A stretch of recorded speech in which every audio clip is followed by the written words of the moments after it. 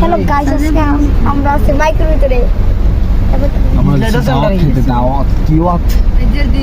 দাওয়াত খাইতে যাচ্ছি আমার সাথে একমাত্র বিয়ার দাওয়াত।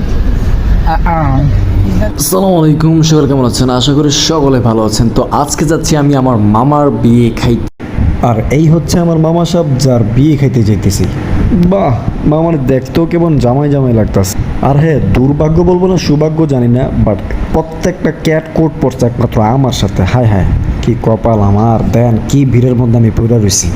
আর অবশ্যই যারা বলেন আমি দেখতে নাকি খুবই খারাপ, এই দেখেন সানগ্লাস পরাতে আমাকে একদম নায়ক নায়ক ভাব, যেন নায়িকারা এমন লাগলো আর কি।